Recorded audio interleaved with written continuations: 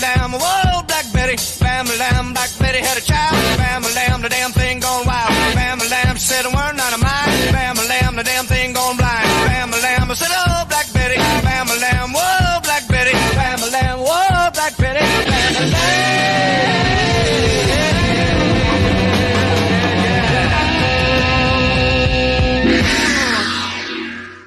Right, so welcome back to Canada Heights, and here we are then in the holding area with our Apico Factory Racing MX1 class.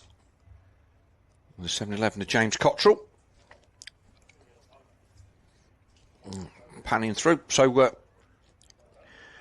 you had some good interviews down there with the MX2 guys, but this is there's the 33 of Ben Edwards. He comes a long way, one of the Scottish guys. Comes an awful long way down here. Court done he ever. Yeah, fair play to all the Scottish and Irish riders, by the way. Yeah, there's the 162 of Stewie Edmonds, Matthew Meo in there as well. For their total commitment to come over to the British Championship. As we all know, things are seemingly getting more and more expensive. Yeah. In just everyday life, I mean, not just in our sport. So, yeah, credit to all those guys that make the effort to travel out to the British Championship rounds. But as I said, Phil, I think there's a genuine buzz about the series. Yeah, certainly spending time walking around yesterday, talking to all the teams. Everybody pleased to be here. We had a good chat with Stephen Sword, who was just there in shot a minute ago, about the future of the sport and the fact, the way that the championship has been rejigged this year with our 125, 250 and Open Championships. The 134 of Liam Knight there. There's the 180. That's the Triumph. The London Triumph of Josh Spinks, man that we didn't see at the first round. No. But he's on the Triumph London entry, and good to see them up here supporting their local British Championship round by getting Josh Spinks in on the action. Qualifying then, just have a look and see where Spinksy was. He qualified in 15th. There's the 162 of Stewie Edmonds. He was 19th in qualification. 31 riders then in this MX1 class. 190 of Luke Benstead, man from out there in the Eastern Centre. I think he's he'll be looking forward to. I think he's Blacksaul's his home race. And there's James Cottrell. It's good to see James still racing, doing his thing as well. And there's that MX kit there, looking sharp. Charlie Putnam there on the C Sport Homes Husqvarna. He's there in 23rd, just in front of the 401 of Jack Beniston, man from my neck of the woods in Leicestershire. So. Kawasaki rider, then he's just outside the top 20. But our qualification, it was Conrad Mewse from Adam Sterry with Jamie Carpenter in third. And pretty tight at the top, Jeff. 0.7 to Sterry and only 0.8 back to Jamie Carpenter. Yeah, and actually, Conrad, he had to respond at the end of the session. If you look, you don't get to see it on the sheets, but most people in the top 5 posted their quickest lap on their first attempt at it. On lap 1, Conrad set his quickest lap towards the end of the session on lap 5. Yeah, so all of those guys having to work really, really hard. And like I say, Conrad Mewse not wanting to have to go back out and have another go at it. But here we are then. Everybody poised and ready to go. We'll take a quick ad break and then we will be back with the opening of our Apico Factory Racing MX1 race. I just want to highlight, by the way, because we had that red flag incident, that doesn't change the schedule for the day, if you're wondering. Still changing the same. It stays the same. Start times, scheduled start times remain the same. So, we're not far off of this one getting underway, the first of the Apico MX1 races.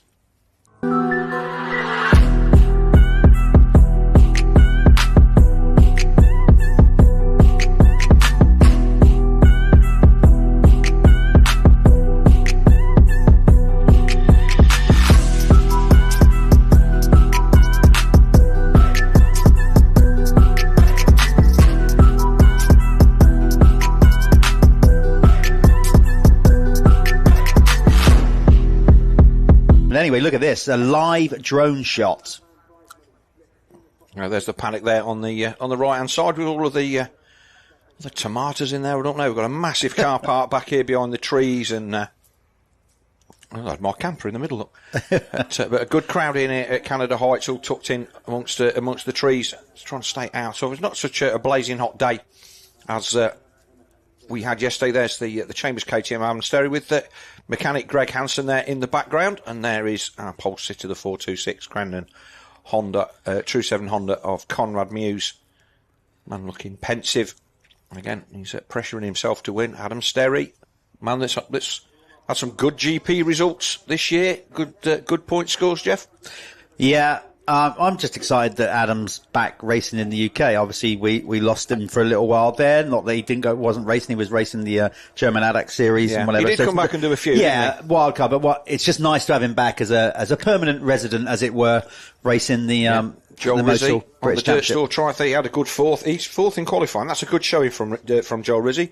He was just a little bit behind Jamie Carpenter. So both of the Crandon True 7 Hondas in the top three, and then Gilbert.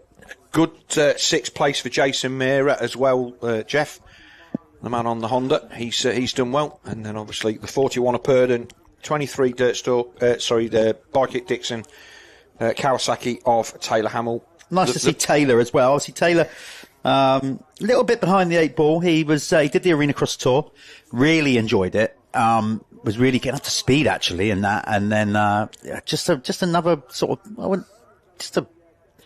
wouldn't say something or nothing incident, but obviously because he ended up getting quite badly injured. But I spoke to him a couple of weeks ago.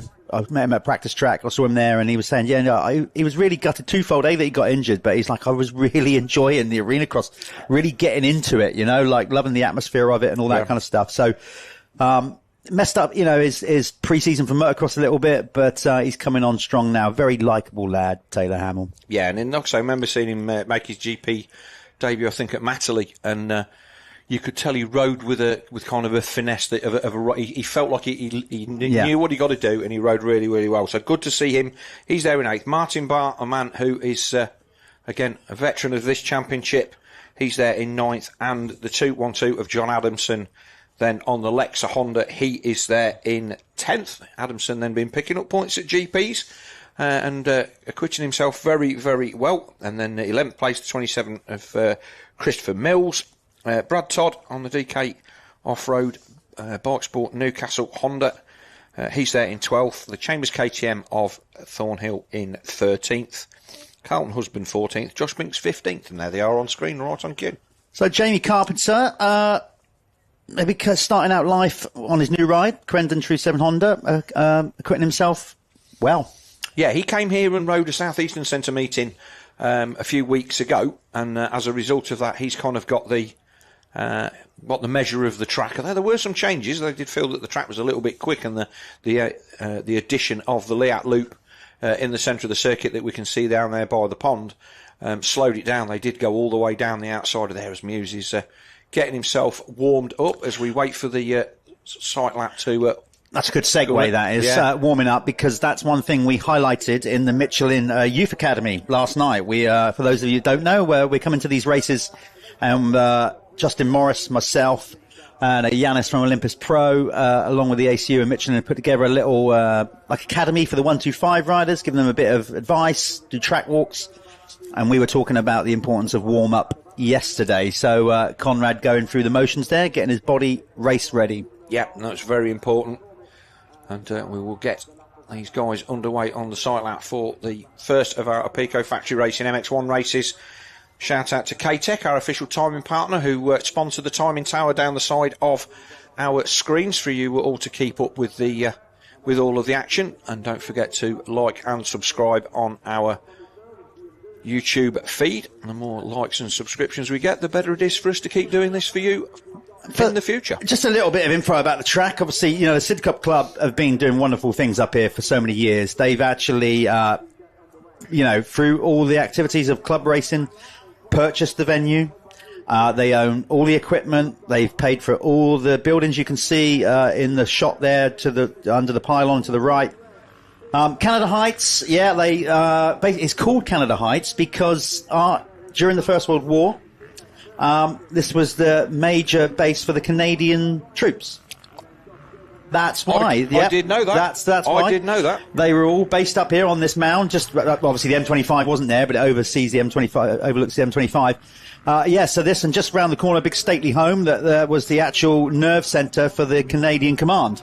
Cool. So there you go. That's why it's called Canada Heights. Bit of history for the the previous use of this land. We're just going to take a quick ad break, and we will be back with our first Apico MX1 race of the day. Fly dope swaggy, that's how I roll.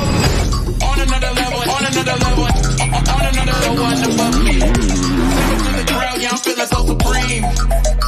Feeling so supreme. On another level, on another one above me. Step to the ground, yeah, I'm feeling so supreme. On another level, on another level, on another one above me.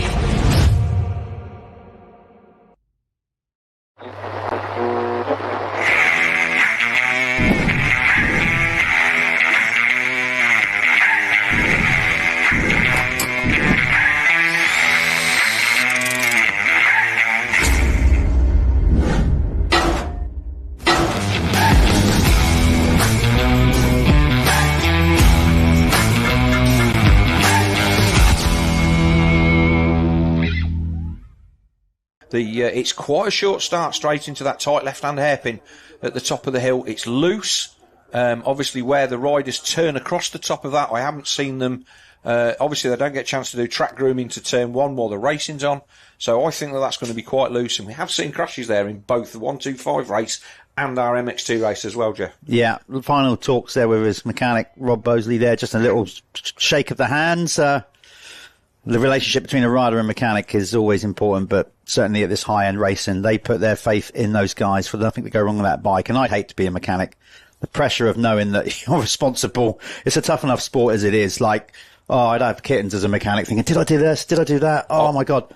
I had that very conversation with Greg Hansen yesterday, and he's like, I'm more nervous doing this than I was when I'm a rider. Yeah. And he's like, he says, I know that I've done everything right, but you're just like, you question it. You question yourself. And this is the difference between a seasoned mechanic who doesn't stress about that. Obviously, I know Greg's been around the sport a long time, but I don't recall him being a spannerman for a top rider, for the whole season. And obviously that Chambers KTM team that Tim runs down there, it's a tight-knit crew. And obviously Greg rode for them in the past, and he's kind of part of the Chambers family. So it's a good fit for him. And you'd have to say that with all the races that we've seen Adam do so far this season, he's got himself to the finish. The bikes always look spot on.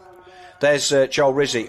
He's a man who he needs to get a good result today to kickstart his season, and qualifying in 4th place there. He's just going to nip on the inside of Adam Sterry. Having a good chat with his dad, Tino, this morning, though, and looking at the bigger picture, the long goal, the fact he's still young, he stepped up to the MX1 bike. It's a new bike. So he's doing a lot of development work, a lot going on behind the scenes. He's got a good future ahead of him in this MX1 class, and this Definitely. year for Triumph and for him, it's like, pick up the results where you can, learn from the experience. And I got no doubt when we go into 2026, we'll see a lot of improvement regards of the bike, where Joel's at, getting his head around this whole MX1 class. So Conrad Mewse a long way across the gate. He's seeded the inside there to a lot of riders. So he's confident he's going to get out the gate. I mean, Ben Edwards coming to the gate in 20th. He's going to start inside of him. Got to say, hopefully we get to see him, Phil, but I just want you to give us some insight if we don't. There's a rider coming to the line, qualified 29th, rider number 12, Ben Putnam. Explain more. Oh, he's out there on a 1989 500 KTM. He will come to the line very shortly. There he is. Look at that. He has got a modern front end in it, so it has got cone valves on it, but it's got nice suspension in it. And he did tell me the name of the guy that had loaned him the bike. We might get to see it here, because obviously as we're panning across the start line, there it is. Look at that weapon of choice. Look at the exhaust on it. Big curly pipe on that one. But, fantastic. So here we go then, our Apico Factory Racing MX1 Race 1 on the line. You're looking at a bike that is literally almost 35 years old on this end. You have tuned into the right channel. You're not watching. This is the bike that was ridden by Mervyn Anstey at the Vets at Farley. But here we go then. Ready for gate drop. Away they go. Oh, the KTM went backwards, I think. Let's have a look. Is it Conrad that's going to make the start? No, it's not. Gilbert. It's Gilbert, the 326 of Josh Gilbert. Rizzi's made a good jump, as has Sterry, as they disappear down the... John Adamson right at the back, other than Putnam, who was still on the line. So it is Gilbert then that took the whole shot. And did we see where Conrad Mewse was? Was he tucked in there in second? Yeah. And then his teammate... No, it's Sterry. It's Sterry second, Sterry third. And then it's Rizzy. The 27 of Chris Mills is in there as well. The other Putnam... Charlie Putnam. So he's had a great start. He's there just behind the Phoenix Tugs Fantic of the number 6 of Carlton Husband, who's there in 6th or 7th as they go into the woods for the first time. So that was a nice start from Gilbert. He bossed the inside line and just moved Conrad aside. When I spoke to Conrad in the winner's circle after round 1 at Hawkstone, as pleased as he was with his performance, he was really annoyed with his starts. And he said, I've got to improve them. They were terrible. He's certainly done that. As Gilbert then doubles into the layout loop there. It's a nice tabletop with a step down on the other side, and he absolutely nails that across the tabletop. Down the bottom end into the Motul turn at the bottom of the track, and then they'll come up through the RFX waves, and it will be triple, double up the hill. Oh, Conrad not even doing that, just kind of like going as far as he can on the second one and just squashing it out. Okay, let's see if this outside slingshot. Oh my God, that was immaculate. That is heads up smart riding, because he didn't ride the full burn. He knew he had the momentum to undercut. And I bet Josh was thinking he's going to come out to my left here. Brilliant move. Well, that's pro level overtaking. He didn't even have to force the issue there. He just rode past Gilbert. And to be fair to Josh did nothing wrong. He had to come to the inside and take that line. But this is the beauty, and this is where my ruts are not lights thing come in. The whole of the rest of the track opened up to Conrad Mewse to go where he likes, and that's exactly what he did. Sterry still there in close attention with third. Mills across the line in fourth now from Rizzy, Husband, Putnam, Hamill, Jamie Carpenter ninth, and Josh Spinks there on the Triumph London bike there. He's there in 10th place. Okay, for those of you who can remember back to round 1 at Hawkstone, the qualifying times wasn't much in it, but when it come to racing, Conrad had serious speed on the rest of the field. If that's going to repeat itself here, the others need to really hang on to his coattails here, because the second part of the motos at Hawkstone, he was another level. I think Hawkstone is one of those tracks where if you're on it, it's easier to gap somebody, but there's not a lot of time to be had in any specific place here at Canada Heights as they go around the K-Tech loop here. So you're eking out tenths here and tenths there, whereas at Hawkstone you get one bit absolutely perfect and it's 2 seconds a lap. And I just don't think there's anywhere on this circuit where that level of gap is going to be pulled out. I could be wrong. I've been wrong before. We're going to find out. 0.7 across the line last time. So Sterry there in third on the Chambers KTM. Pulls the tear off. One rider, although he's not leading the race and he's just been overtaken, the rider in second, Josh Gilbert, is probably just happy at this point that it's not a mudder. He's been racing MXGPs, and let's be honest, they've had a bad run with the weather. He's probably happy to be riding around. He's not riding around in mud. Yeah, and Mills is still a really good fourth position for Chris Mills on the 27 Honda. He's doing really well. Where did he qualify, Chris Mills? Chris Mills qualified 11th. So here's the pass then, Jeff. Just talk us through it. Well, he makes the decision there. Like, he straight away knows, I'm not going to follow. But at this point, right there, that's when he's gone, right, the undercut. And it's beautiful. That's what it is. Then just obviously got the direct line, pinches him off into the corner. Superb stuff. And 1.9 then the gap. So he's pulled 1.2 on that lap on Josh Gilbert, which again he's not checking out at the rate that we saw him at Hawkstone. I'd say if you get some background noise from us, we are right next to the track here as Gilbert throws it into that inside line. Sterry doing everything that he can to try and find a way for past that 326, that Lexa MX Honda of Gilbert. And we did see his teammate, John Adamson, was right at the back. We'll try and pick him up on live timing as soon as we can. Sterry holding the tight line there just to try and eke a few bike lengths back. And Conrad already jumping down the hill. There he goes. Charlie Putnam on the SC Sports M Husqvarna still hanging tough after that good start there in 8th. Carpenter in 9th, and then Spinks, who, like you just said, has been riding particularly well of late in varying other championships. He's been doing good stuff. Yeah, Jason Meara, he's there in 12th. Martin Barr 13th, James Cottrell 14th, Matthew Meo in 15th, Dan Thornhill 16th, Stewie Edmonds 16th. So Benstead in Benniston 18th, Liam Knight 19th, and Louis Kessel rounding out your point scorers with Ben Edwards on the back of him. Purdon is not where he would like to be on the second of the ST Sports own machines, but particularly he'd be frustrated with that being outside the top 10 at this point. I will make the point that Tristan Purdon went to AWOL in the second race at round 1, and the reason for that is he had a very, very early crash wall lying well up. He went down, I think, between turns 4 and 5 out of shot of our camera, and we just didn't see it. But watching it when I got home, 1 minute he was there off the start, and next minute he was gone. So he was definitely on form at Hawkston, and as you say, he would expect to be not outside the top 10 at this point. Well, Conrad Mewse is starting to wind up the wick. He has just set the quickest lap of the race last time around with a time of 1:55.030, taking a second and a half out of all of his competition that last lap around, which is why you no longer see him in the same view as screenshot as the Gilbert and Sterry there in second and third.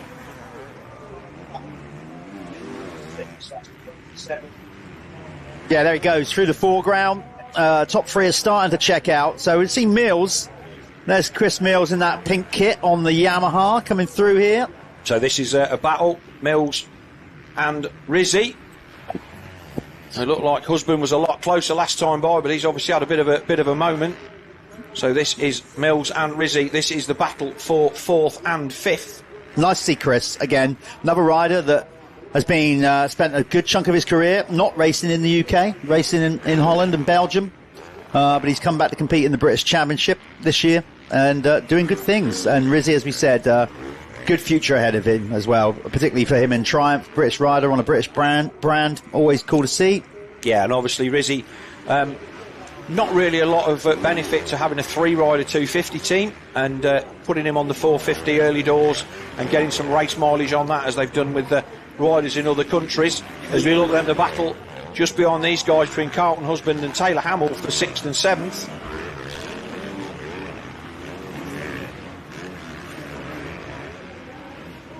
Yeah, he looks, like I say, Chris looks good. He looks good in many different ways to me. Like, obviously he was always quite tall as a youth rider, but he looks a little bit more, I don't know, just a little bit more elegant now as he's got a bit older, maybe, and smoothed out his riding style and whatever, and he's looking very good there in 4th. Yeah, Sterry's put the pass on Gilbert there as we went to have a look at Mills and Rizzi.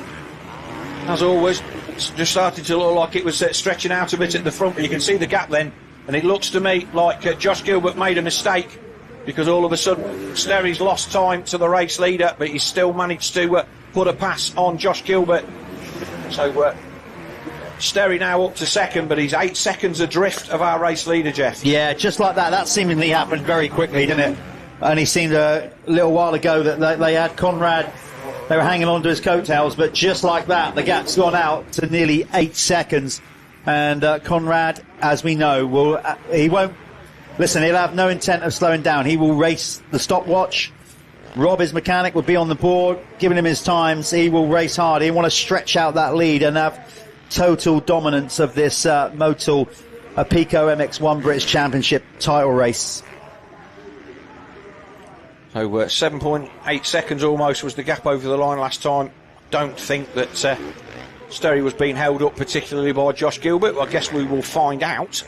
And although he's gapped the man on the Lexa Honda quite considerably in that, I think the pass happened just behind us, behind the comms box, and so I heard as they went past over the line, they did just, Sterry flicked into 2nd place as they went across the line. So I think the pass was made in this bit of the track on the previous lap. There is the man on the Chambers KTM. And the gap is still going out, Jeff, so he's another second and a half. Yeah, he's absolutely flying. Just reading the lap times here. Yeah, Conrad is just on a constant march as he starts to check out. Quite a good battle shaping up between Taylor Hamill and Jamie Carpenter. There's not much between those guys, and Carlton Husband. Yeah, Tristan Purdon also up tonight, Jeff, so he's a man on the move. Maybe we can get our our director to try and maybe pick up that little battle between Hamill, Carpenter, Husband and Purdon. It's all starting to tighten up between those guys. Because either way you look at this, the kind of top three are spaced out a little bit now, settled down. It's going to take a behemoth effort here from Adam Sterry to bridge back that nearly 10-second lead that Conrad's opening up. Obviously, plenty of racing to go. There's still 14 minutes plus 2 laps to go, but it's not. There's work to be done. Put it that way. The leader is making a statement here, Conrad Mewse, and I think the tighter racing certainly is in the mid-pack of the top 10 right now. That's where we're seeing some closer race action. So we're trying pick up that group for you guys. Yeah, Sterry then just popping through those whoops, that wave section, the RFX waves, right up the far side of the track into the Apico bowl turn. And again, kind of using the same line there that Conrad Mewse used to take the lead. And again, the fact that this track was ripped really deep and watered heavily, but not ruts anywhere. It's absolutely perfect. The whole track opened up for these guys. Some nice berms. There's a nice berm down the bottom end here. Just got to miss that earth bank on the way down. They've done a good job, let's be honest, I even heard on the news the other day that we're maybe heading for an official drought and stuff like that. It's been a dry old spell for us in the UK, obviously, in May. And this track was bone rock hard coming in, so the guys have done a good job, Sig Cup Club, and getting it race ready. You can see the lap times coming in for Hamill, Carlton Husband, Jamie Carpenter, all those guys. As we said, it's quite tight between sort of 5th through to 9th place. Just looking at again the times coming in, who's doing what. This is the battle then. This is Mills. So that's Mills gets a bit sorry. That's Mills and Rizzy, and if we hold that shot there, we should see there's the Kawasaki in the background. So that's now Hamill. Yeah. Closing in, so I think Hamill's managed to find his way past Jamie Carpenter. Well, they have Hamill and Carpenter. They've taken about a second and a half out of the two riders ahead of them, which are these two on screen, Mills and Rizzy. So here they come. Yeah. So there's the 23 of Hamill, and here's the 184. Those two, of Carpenter, and then Purdon. Yeah, in the battle with Husband. So there's a 6-rider freight train there as they come down. As the Kawasaki of Taylor Hamill there closing in on the battle with Rizzy. Carpenter in the background, so Hamill's the man on the move, Jeff. Yes, lap time suggests it. He's looking good, silky smooth. This little battle here is going to go the distance, I think, between these lot. And if going on the pace that certainly Hamill and the rider behind him, who of course is Carpenter, I'm going to suggest that in a couple of laps they're going to be right in the mix here with Rizzy. I think that Carpenter's doing everything that he can to try and hang on to the back of the DRT Kawasaki Hamill, but here he is. He's there already, isn't he? Look at that. Rizzy. I think Carpenter's not struggling to stay with these guys, but he hasn't definitely got the pace of the number 23 Kawasaki rider as they come over to over the table, over the jump there to start another lap. And here is Hamill. Like I say, if we look down into that bottom turn, there's Rizzy in the distance, and just in front of him is the 27 of Chris Mills, a man still holding a really, really good 4th place. Yeah, let's stick with this because this is going to tighten up. There's going to be catching him is one thing, overtaking is another, but Taylor Hamill, number 23 on the bike kit, Dixon Kawasaki here, DRT, is going to be having a shot at these two in front of him, I think, within the next couple of laps. He's virtually already within striking distance. Another few hundred yards. And here comes Purdon in the background. So there they go. Mills in 4th, Rizzy 5th, Hamill 6th up the hill. That's cutting up really bad at the bottom of that jump there. Some steps going up there. But the Viking Kawasaki man just starting to think about needing a place to pass. I think Joel Rizzy, the 912, because in a few corners' time, he's going to be close enough for Rizzy to hear him. You say about that, it was cutting up that hill, Phil. Honestly, they really start to feel that through their lower back. Yes. The G-forces as you go into that. No matter how good your suspension is, you feel it. Here we go. I reckon it's I reckon he'll be trying to dive up the inside within the next lap. He's right there. He's got all the momentum. Taylor, he needs to try and make a move as quickly as he can. I know that sounds obvious, but when you're carrying all that momentum and then you suddenly get held up, you kind of lose your rhythm. Are we going to see a Conrad Mewse-esque manoeuvre at the top of this hill in the Apico Bowl turn? So Rizzi then kind of goes mid-track and cedes the inside line to the Kawasaki, but no pass there. Let's not forget, then looking on our K-Tech tower, then Mewse off the front of this race to the tune of 15 seconds in front of Adam Sterry, and Sterry 7 seconds in front of the 326 Lexa Honda of Josh Gilbert. But this is the battle for 4th, 5th, 6th and 7th. As Mills rows it round the outside of the Prox turn, Jeffy, look, he's solid. Oh, outside, inside moves. Is he going to make it? Cut back, here we go. Oh, the inside, a great pass from Hamill. Great pass, I got to say. Also good track design there. The way that whole section works, like, you know, sweeping corners, you can go inside to outside, carry the momentum, and that's exactly what Taylor Hamill did. He had all that speed from the bottom of the corner, slingshot it, made the move, and actually, he would have seen. Well, that's a great spot for him. This is the only place on the track where there's what I would consider ruts. Everywhere else, a nice open track. As Carpenter now looking to put the pressure on Rizzi and find that Brendan True 7 Honda up the way of the Dirt Store Triumph. I think he's going to follow Taylor through. He's right alongside Rizzi there. If we just hold this shot, it might even be Carpenter coming out behind Hamill. It is. He rode around the outside of him there, Jeff, so nice line choice from the Honda man, and he moves up another place then. That will put him in 6th place, but here's Mills 4th, Hamill 5th, Carpenter now up to 6th, and Rizzi back to 7th, but a good showing from Joel Rizzi on that, like I say, new to this championship 450 Triumph.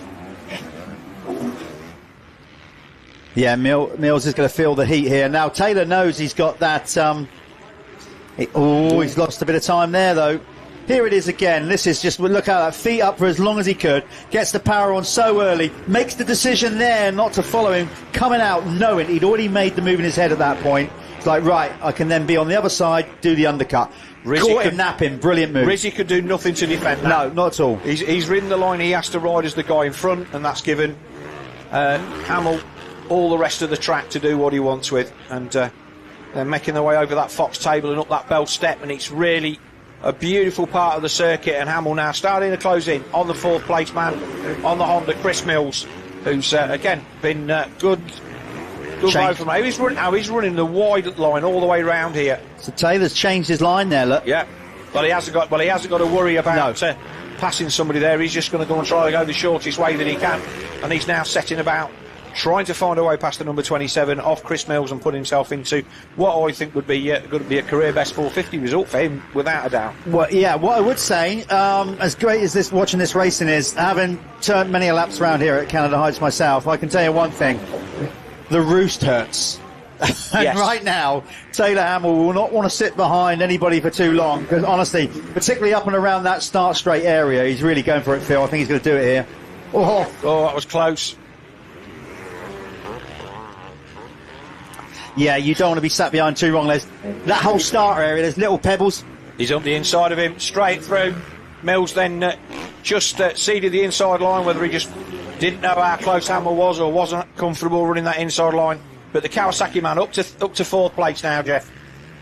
Yeah, I think the reality is that's probably as high as he's going to get unless something happens to the top 3, because look at the gaps here. Gilbert in 3rd has got 17, nearly 18 seconds now on Hamill, so the top 3 are just so spread out. Conrad still turning times. His last lap time was a 1:57.67 compared with Adam Sterry's 1:59. So on average he's taken 2 seconds a lap out of Sterry. That's why the gap's gone up to 22.3 seconds. So Mills has not given this up, and I think that maybe having somebody to chase might keep him in front of Jamie Carpenter, the man on the Crendon True 7 Honda there in 6th position, the 184. Purdon has now found his way past Rizzi as well, and Carlton Husband is closing in. Jason Meara on the number 10, he's managed to find his way past the 180 Triumph London bike of Josh Spinks. Martin Barr there in 12th, and here's a replay of the pass. He's just squared him off, Jeff, gone wide and then cut underneath again. Mills has got to cover the inside on the way in, which gives him the inside on the way out. And that's just great track prep and good track design, making what is on the face of it quite a narrow part of the track somewhere where you've got an advantage if you're sat behind somebody the same speed. But Mills is hanging on, he's not giving this up. No, he's not, and of course you got to, that's the thing. Like, you got to dig deep. It's a critical part of the race. We are basically at the 20-minute mark. This is a 25 plus 2-lap moto.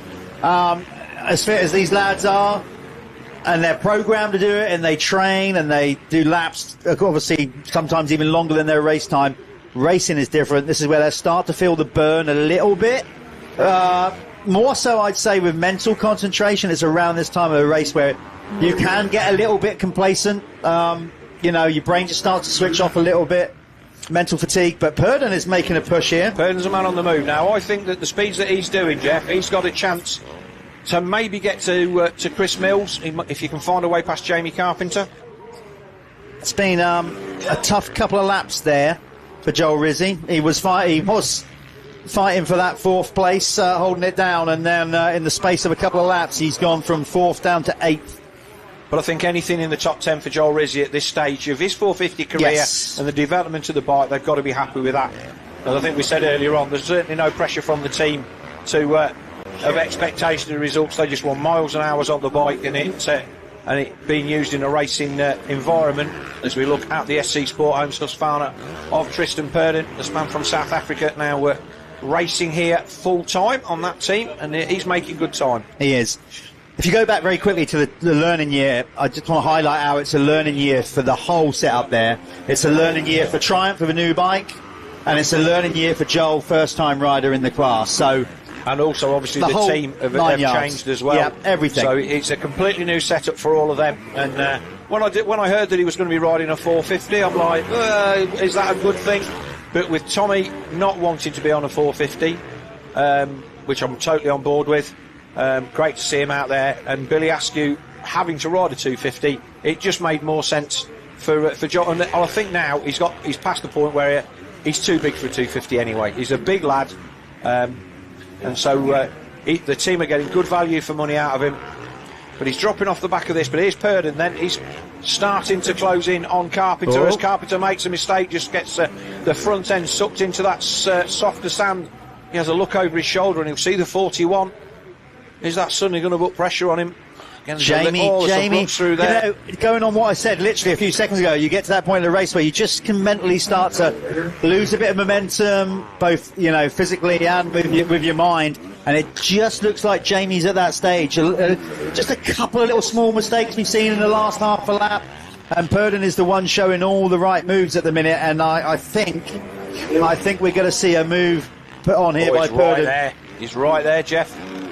Props to Chris Mills. He's just keeping these guys at arm's length at the moment. As we talk, we have a bit of a switch back there. Purdon's going to go wide. Is he going to get tight? Send it down the inside into the Motul. Bowl turn at the bottom here. Here he goes, the number 41, then rides him up the wall. Nice, clean pass. No response there from Carpenter. Nothing he could do. A look over the shoulder from Purdon, and he's now got a chance to try and close down on the number 27 of Chris Mills. Jamie knew that was coming there. No doubt about it. I think he might be suffering a little bit, maybe with a bit of arm pump or something like that. He seems to be making quite a few little mistakes. He just needs to regroup, try and take a deep breath, maybe even try and follow some of Purdon's lines. Rider number 41 there on the SC Sports Home Husqvarna, who is now got Mills in his sights. Yes, Mills. I think Mills has done enough here. I know Purdon's got a bit of a wriggle on, but even a 5th place. Even a 5th place for Purdon. 5th place for Mills. That's a fantastic result. And even if Purdon does find his way by, he's shown great speed. There's Carpenter. He's just not close enough. And they have dropped off now, the 9-12 off Joel Rizzi. But I think he's got a comfortable gap over Jason Meara and Carlton Husband. Meara on the move as well.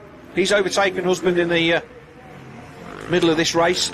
Well, just like Hawkstone at round 1, Conrad Mewse ended up winning both races by some cases over 30 seconds. He's at it again because next lap around he's going to get the 2-lap to go board and the lead at the top, as you can see on Arcade Tech timing column. There he is, Conrad Mewse across the line then. Don't forget, if you're enjoying this coverage that we're bringing you here from round 2 of the Motul MXGB British Championship, like and subscribe to MXGB-TV on YouTube. It helps us to continue bringing you this free of charge service. What you will agree from Dirt Store, who have sponsored this live stream as we look at Conrad Mewse and the Crendon True 7 Honda making his way through the centre of the circuit with 2 to go. He's absolutely gapped the rest of the field, and when he's on it, he's certainly on it. And I think Adam Sterry will have given chase for a few laps and realised that he's got nothing to offer the man on the Honda, and he will take his points for second.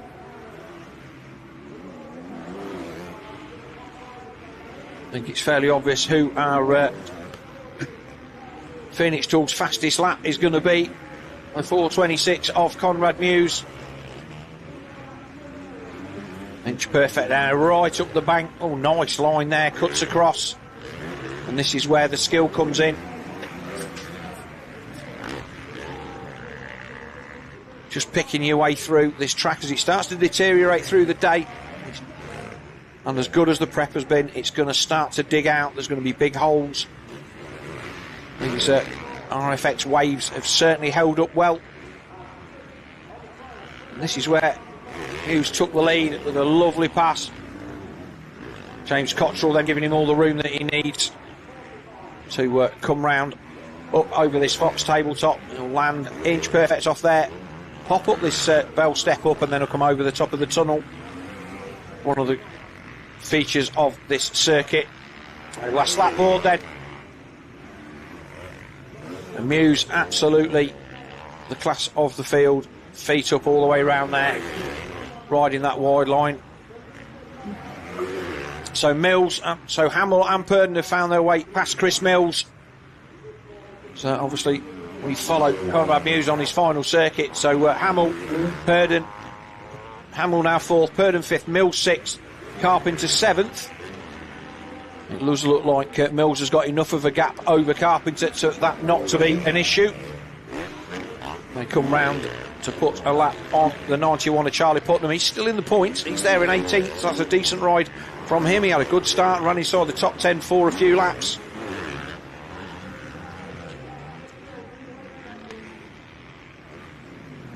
Gilbert that led across the line for our Planet Moto first lap leader. Correct me if I'm wrong. It seems such a long time ago. This 25+2 race.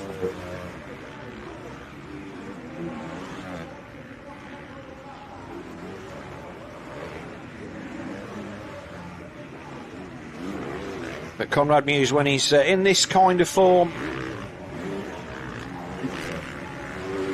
he can take it to anybody. We saw him narrowly lose out in the championship to Jeffrey Erlings last year, and Jeffrey graciously said that he knew that he was going to get a race every time he came to the UK, simply because Conrad Mewse, one of the top riders, and has speed at home that he's just not always able to show at GP level. But we will be seeing the Bullet, I believe, for a few rounds of this championship a little bit later on in the season, and that will be a great addition to the roster here. But the final corner then for the 4:26 of Conrad Mewse, he takes an easy victory. He'll be very, very pleased with that. And then it is going to be Charlie Putnam coming across the line. He is going to come across the line in 18th.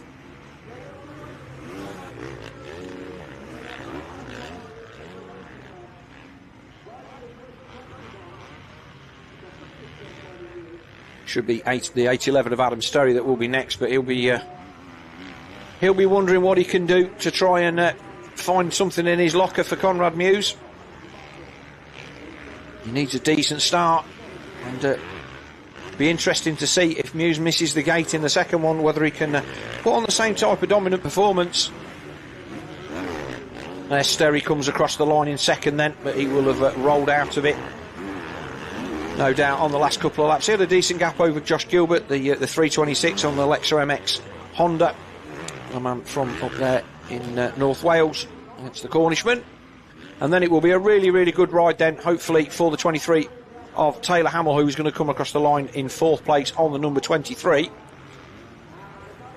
And there comes Hamill across the line. There's Purdon. And then Carpenter, Mills. Oh, battles all down the field. About 15 riders came across the line there. So, so it was Mills, Meara and Joe Rizzi and Carlton Husband in 10th. We're going to take a quick ad break, and then hopefully we'll be back with Jeff, who will be down with our Victor Conrad Mewse down in Winner's Circle.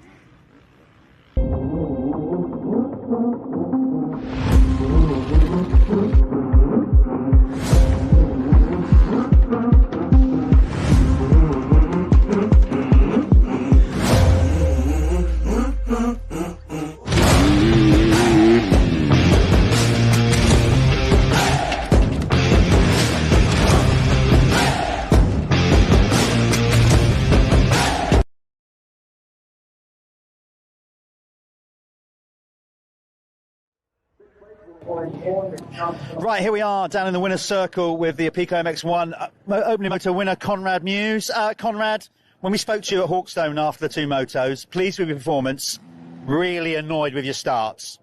That was a big improvement. Yeah, definitely. That's something we've been working on lately, is my starts. Bit on my behalf, a little bit inconsistent, you know, and a bit of lack of preparation in the week. We spend so much time training our body and doing motos and riding, and sometimes you forget about the most important part of the race, you know. So we've really knuckled down on them the last few weeks, and I'm happy to see it's paid off. You look really happy just then, because when you got to the winner's circle before you went live, bit of a hug with your mechanic Rob, which also might lead to the explanation with these risks. You know, you don't make a big scene about it, but you've obviously been struggling a little bit between rounds 1 and 2. Tell us more about that. Yeah, it's been that one meant a lot to me, that win. It's been a tough few weeks for me. I've rode the bike once in 4 weeks, and that was to race the Scottish Championship, because I was leading that, so I had to. I've not rode in the week once, and it's been a tough few weeks, you know. I injured my left wrist, and I've just not been able to ride, and even today it's sore, but that's why that one meant so much to me, you know. I managed to execute the start and make my life a bit easier, and I rode a good race. I rode a really good race, and if anything, I think that this could help me today, because it makes me look for lines, and usually I just bomb through the bumps and just hit them and whatever, but today I'm having to look through lines, and I think that was what helped me get the pass on that one as well. Because the track is actually more hard packed than it looks on TV, isn't it? It's actually quite hard underneath. Yeah, definitely. Usually around here I'd probably run a hard pack tyre, but purely because of the start I've got a sand tyre on, you know. But like you said, it's hard pack, it's rutty. The guys have done a fantastic job with the hot weather we've had. And it's nice to see so many spectators here for a British Championship. So shout out to Paul and the whole crew, and thanks everyone for coming out to watch. Go and get yourself ready. Hope to see you back up here in the second race. Conrad's going to move out. We've got like a bit of a conveyor belt. Rob's going to come and grab his bike. We're then going to move in. Adam's going to roll in the order that they finished. He's going to push his bike. He's going to start it up. It's nice that he's just done a 25-minute moto plus 2. We give him that. 500 exactly. Adam, give us a rundown of how it went for you. Obviously, Conrad got away by the time you got through the second, but you pushed all the way to the end. But like you say, you got to go with him from the start if you're going to have a chance on this one. Yeah, definitely. I didn't have the best of starts. I ended up about 4th, I think, coming out the first turn, but able to get to 3rd in the second corner. I was following Josh, and how he saved his almost crash, I don't know. So that obviously gave me 2nd, but by that time Conrad was already gone, and it's a few parts of the track where if you pushed it too hard, I feel like it could bite you, so I just tried to ride my own race from there, not to worry about trying to bridge that gap, because like you said, it was already a bit too far, and we'll make a few changes, I think, that can improve the bike for the second moto, hopefully get out the start a bit better, and hopefully battle with Conrad. All 3 of you guys have all been around the block long enough to know we're only at round 2. It's a long-winded championship. But looking at the way it's been after 2 rounds, like it seems like you and Conrad and Josh coming into that factor there have got a little bit extra over the rest of the field. Is that advantage or disadvantage? Does that put extra pressure on? Because you've still got execute a start, haven't you, and get through. You don't want to be having bad starts. And of course, you're currently leading the Planet Moto after, because you were first lap leader at Hawkstone twice. So you got a prize for that? There is a prize for that. Yeah, so stick with it. So you want to try and execute a better start next time around. Yeah, exactly. Going back to what you said with the three of us being a bit ahead, when you're going for a championship, I don't know if it is an advantage or a disadvantage, because around here it's maybe not so. You could capitalise on that, because I think it is so hard to pass. So if you did make a really bad start, it would be more difficult to get to the front. But I feel like most of the rounds, bad start, average start, I feel like it'll be 1, 2, 3 between us three anyway. So in that way, it's a disadvantage, but it is what it is, and the best man in the end will win the championship. So, well, looking forward in the second motor. Go back, make the changes to your bike. They are Chambers KTM coming in second in that one in Adam Sterry. Let's bring in Josh Gilbert. Come on in, Josh. Reluctantly, there was a guy trying to ask for Josh's autograph there, and I just had to drag him away to get him in. I should imagine you're just happy, not with the third, but the fact that it's not a mudder, because you've been doing MXGPs, and let's be honest, they've had a bad turn of weather. Nice to ride around without getting covered in mud. Yes, I don't know what it is with the GPs, but every weekend it just seems to get to the Friday or the Saturday, and even just before our qualifying race, and then the heavens open and the rain just comes down. So yeah, it's definitely nice to just ride in the drive for a change. Got a clear head start sort of there when I got the whole shot. So I was like, I finally got a good start, but just the arm pump crept in, and you know what it's like when the arm pump happens. It's a long moto. We spoke yesterday, remind me, was it Hurlins that said about your reaction times at GPs? I mean, you nailed it, that one. Yeah, after Trentino, he come up to me and said about my reactions, and I've always got quite good reactions, and that one was like to perfect. Yeah. I as soon as the gate dropped and I was over it, I thought, I've nailed this one. Yeah. This one's perfect. You just you know the feeling when you get like it all just right. So hopefully get another good start like that in the second one and not get arm pump. So nearly led the whole lap. He got you like a couple of corners to go. Is a nice move. So what are you expecting from the second one? And Adam told us that. Did you have a big moment? Because we didn't see it. If you did, did you not see that one? We didn't get that wow. The arm pump was already coming in. It was only like the second lap. It was actually when Adam passed me, because I nearly ended up in the chestnut fencing. But the where the tabletop the big tabletop in the middle, then the step up, there's a hole in the bottom of that little single, and I just come in, and because I got arm pump and just not really holding on properly, I hit it, and the front just went from beneath me, and I shot to the left, and how I missed the chestnut fence, and it was all just a bit like just hold on and hope, and I took out the the tape and the post with me, but after that, and then Adam passed me, I sort of tried to hold on to Adam, but the track's very sort of like fast, and then a really tight corner, so it's a lot on the front, and I just couldn't shake the arm pump. It was quite a long moto. It's a nightmare. That's the perfect advert for anybody wanting to take up motocross. It's a brutal sport, but we love it, don't we? That's the point. When it's good, it's good, and when it goes bad, it's very bad. Well, look, good luck in the next one, mate. Hopefully you will, cure those arm pump problems, and you can give it a good run in the second one. There you go, Josh Gilbert coming in third on his Lexa Honda. Move out of the way then. Josh is going to get ready. They're going to go electric start.